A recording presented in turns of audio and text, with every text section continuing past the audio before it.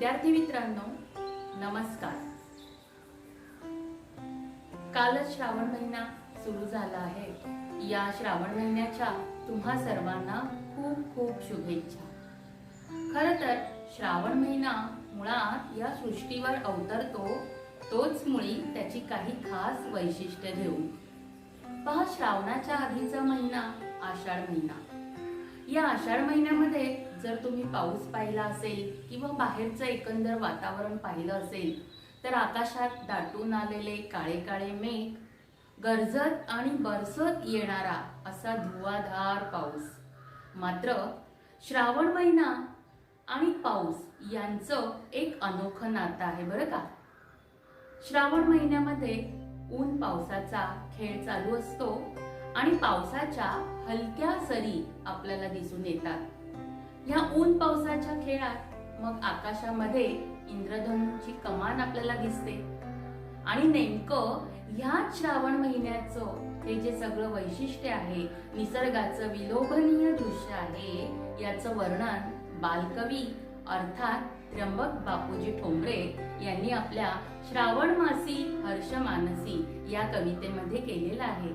पहा, या कवितेमध्ये ते काय म्हणतायत। श्रावण मासी हर्ष मानसी हिरवळ दाटे चोहीकडे, क्षणात येते सरसर शिरवे, क्षणात फिरुनी ऊन पडे, वरती बघता इंद्रधनुचा गोफ दुहेरी विणलासे, मंगल तोरण काय बांधिले, नवहो मंडपी कुणी भासे। म्हणजे या काव्य पंक्तीतून श्रावणाचं इतकं विहंगम वर्णन बालकवींनी केलेलं आहे। असा हा श्रावण महिना सण उत्सव आणि विविध रंगाने रंगून गेलेला। या श्रावण महिन्यात आपलं जीवन सुद्धा असंच आनंदाने रंगून जातं। इतकंच नाही तर सारी सृष्टी आनंदाने रंगांनी न्हाऊन निघते। कशी हे पाहायचे आहे ना? चला तर आपल्या बालभारतीच्या पुस्तकामध्ये कवी ऐश्वर्य पाटेकर यांची असा रंगारी श्रावण ही कविता आहे। या कवितेतून आपण कवी ऐश्वर्य पाटेकर यांची ओळख करून घेऊ। त्याचबरोबर त्या कवितेमध्ये कवितेचं काव्य सौंदर्य काय आहे, कवितेचा आशय काय आहे, कवितेचं भाव सौंदर्य काय आहे, हे सगळं जाणून घेणार आहोत। आतापासून पुढे जेव्हा तुम्ही कवितांचा अभ्यास करणार तेव्हा कवितांचा अभ्यास करत असताना रसग्रहणाच्या दृष्टीने आपल्याला अभ्यास कसा करता येईल याचा आपण विचार करायचा आहे, की जेणेकरून तुम्हाला या सर्व गोष्टींचा उपयोग 9वी आणि 10वीला होणार आहे। भाषा ही भाषा म्हणून शिकण्यापेक्षा विद्यार्थी मित्रांनो, ती जर तिच्या आशयासह स्वीकारली, आशयासह आपण शिकलो तर ती भाषा शिकण्यामध्ये नक्कीच आनंद मिळतो आणि आपली भाषा ही समृद्ध व्हायला मदत होते। चला तर आता आपण असा रंगारी श्रावण ही कविता पाहूया। विद्यार्थी मित्रांनो, आता कविता समजून घेण्यापूर्वी आपण या कवितेमध्ये कवीने वापरलेले काही नवीन शब्द आहेत त्याचा अर्थ समजून घेऊया। त्याचबरोबर श्रावण महिन्याची विविध रूपं आपल्याला या कवितेतून कशी अनुभवायला मिळतात तेही आपण पाहूया। या पद्धतीने जेव्हा आपण कवितेचा अभ्यास करतो तेव्हा प्रत्यक्ष कविता समजताना आपल्याला ती लगेच आकळते। पहा, कवितेचं नावच काय आहे? असा रंगारी श्रावण। यातील रंगारी म्हणजे काय तर रंगाचे काम करणारा कारागीर। यानंतरचा शब्द आहे हिरवा। हिरवा म्हणजेच हिरवा। इथे लेखकानं वापरलेली लेखनाची पद्धत वावरती रफार दिलाय, पण प्रत्यक्षात हिरवा हा शब्द आपण याप्रमाणे लिहितो। पुढचा शब्द आहे चित्रकार। चित्रकार म्हणजेच चित्र काढणारी व्यक्ती। त्यानंतर जो नवीन शब्द येतोय तो आहे कलागत। कलागत म्हणजेच कलाकृती किंवा जादूगिरी। यानंतरचा शब्द आहे झिम्मा। झिम्मा म्हणजेच मुलींनी फेर धरून केलेला नाच। तर पहाडी या शब्दाचा अर्थ काय पहा. पहाळी म्हणजेच थेंबांच्या सरीचे किंवा पहाळी म्हणजेच पावसाची सर. नंतरचा जो शब्द आहे ते आहे पातळ. पातळ म्हणजे लुगडे. नंतर आहे झुला. झुला म्हणजे झोपाळा. त्यानंतर एक सुंदर शब्द कवींनी या कवितेमध्ये वापरलेला आहे श्रावण या शब्दासाठी. तो शब्द आहे खेळगा.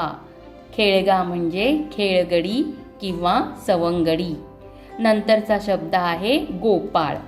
आता कवितेमध्ये कवीने गोपाळ हा शब्द श्रीकृष्णासाठी वापरलेला आहे, पण प्रत्यक्ष गोपाळ म्हणजेच गाई गुरे पाळणारे ते सगळे गुराखी. त्यानंतर आपण पाहूया बंध म्हणजे काय. तर बंध म्हणजेच अटकाव. आणि इंद्रधनुष्य हे तर श्रावण महिना आणि इंद्रधनुष्य याचं एक वेगळंच समीकरण आहे.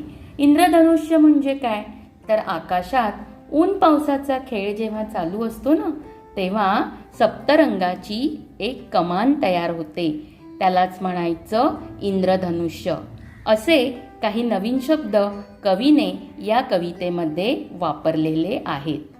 आता कवितेचा अजून आपण दुसऱ्या बाजूनं अभ्यास करायचा. विद्यार्थी मित्रांनो, कविता समजून घेत असताना तिचा आशय आपल्याला कळला पाहिजे, म्हणून आपण शब्दांचे अर्थ पाहिले.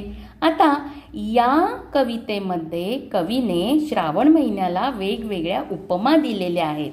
श्रावणाची विविध रूपं ही कवीच्या नजरेतून आपल्याला कशी पाहायला मिळतात, तर पहा, श्रावण महिना म्हणजे सृष्टीचा हिरवा देखावा. तर श्रावण महिना हा कवीला कसा वाटतोय, तर श्रावण महिना म्हणजेच चित्रांची मांडलेली पंगत. श्रावण महिना म्हणजेच पाना फुलांचे पातळ. श्रावण महिना म्हणजेच फुलांची नक्षी.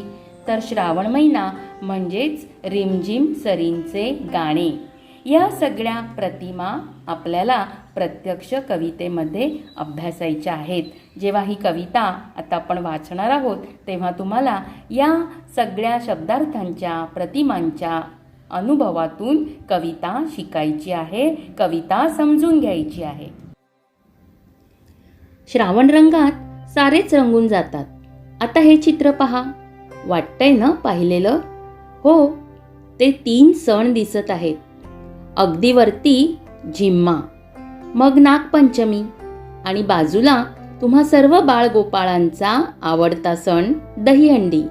यातील नागपंचमी आणि गोकुळाष्टमी या सणांचा कवितेतून व्यक्त होणारा श्रावण महिन्याच्या दृष्टीने असणारा संदर्भ तुम्हाला तुमच्या शब्दात लिहायचा आहे. असा हा रंगारी श्रावण. कवी ऐश्वर्य पाटेकरांनी या कवितेत जे श्रावण महिन्याच्या निसर्गातील बदलांचं चित्रण केलं आहे ना, ते अगदी विहंगम आहे. कविता शिकण्यापूर्वी कविता कोणी लिहिली, ते कवी, कवयित्री यांची माहिती करून घेणं, तसंच ती कविता कुठून घेतली आहे हे माहीत असणं आवश्यक असतं. पाठ्यपुस्तकात याबद्दल परिचय आणि प्रस्तावना दिलेली असतेच. ऐश्वर्य पाटेकर असेच एक प्रसिद्ध लेखक आणि कवी. भुईशास्त्र हा कविता संग्रह आणि जू हे आत्मकथन प्रसिद्ध आहे. भुईशास्त्र या कविता संग्रहाला दिल्लीच्या भारतीय साहित्य अकादमीचा पहिलाच राष्ट्रीय साहित्य अकादमी युवा पुरस्कार यासह अन्य अनेक पुरस्कार प्राप्त झाले आहेत. या कविता संग्रहातील कवितांचा उडिया, हिंदी, बंगाली, उर्दू आणि इंग्रजी या भाषात अनुवाद झालेला आहे. 2012 साली भारत सरकारच्या सांस्कृतिक मंत्रालयातर्फे चीन भेटीसाठी मराठी साहित्यिकांचा प्रतिनिधी म्हणून कवींची निवड झाली होती. कविता रती, अनुष्ठुभ, साधना, किशोर यासारख्या विविध नियतकालिकातून ऐश्वर्य पाटेकर यांच्या कविता आणि कथा प्रसिद्ध झाल्या आहेत. असा रंगारी श्रावण त्यांनी लिहिलेली ही एक कविता मी तुम्हाला चालीत म्हणून दाखवणार आहे. कलावंत असा हा रंगारी श्रावण रंग उधळीत येतो. हिरव्या निसर्गाच्या मळ्यात आपले घरटे बांधून राहतो. मी तुम्हाला पूर्ण कविता नाही म्हणून दाखवणार, त्यातली काही कडवी म्हणेन. मग तुम्ही त्या चालीप्रमाणे पुढची कविता म्हणून पहा. असा रंगारी श्रावण रंग उधळीत येतो. सृष्टीचा गा चित्रकार हिरवा देखावा रेखितो. नाचे दरी डोंगरात झिमा खेळतो नदीशी. रिम झिम पहाडीचं गाणं बोलतो झाडांशी. असा रंगारी श्रावण रंग उधळीत येतो. सृष्टीचा गा चित्रकार हिरवा देखावा रेखितो. झुले पोरींना झुलाया असे टांगतो झाडाला. देतो झुलता झुलता लय पोरींच्या गाण्याला. असा रंगारी श्रावण रंग उधळीत येतो. सृष्टीचा गा चित्रकार हिरवा देखावा रेखितो. पावसाचं घर कसं लख उन्हात बांधतो. खोडी काढून खट्याळ झाडा आड तो लपतो. असा रंगारी श्रावण रंग उधळीत येतो. सृष्टीचा गा चित्रकार हिरवा देखावा रेखितो. इंद्रधनुष्याचा बांध असा नभाला घालतो. रंगीबेरंगी फुलांची नक्षी रानात गोंधतो. असा रंगारी श्रावण रंग उधळीत येतो. सृष्टीचा गा चित्रकार हिरवा देखावा रेखितो. हिरवा देखावा रेखितो. हिरवा देखावा रेखितो. याप्रमाणे तुम्ही सुद्धा ही कविता चालीत म्हणून बघा आणि तुम्हाला जर तुमची चाल येत असेल तर तीही लावून पहा. अशा पद्धतीने आपण कविता समजून घेतली. आता तुम्हाला स्वअभिव्यक्तीचे एक उपक्रम दिलेला आहे. तो उपक्रम सोडवायचा आहे. इथे फळ्यावर 4 शब्द दिले आहेत. अश्विन, फूल, डोंगर आणि रंग. श्रावणानंतर येणारा महिना भाद्रपद आणि त्यानंतर येणारा महिना अश्विन. या अश्विन महिन्याचं तुम्ही असं वर्णन कवितेतून करायचं आहे. पण त्यासाठी हे 4 शब्द वापरायचे आहेत. पहा बरं जमतंय का? आणि तुमच्यातली काव्यप्रतिभा खुलवायची ही एक नामी संधी आहे बरं का. करणार ना प्रयत्न?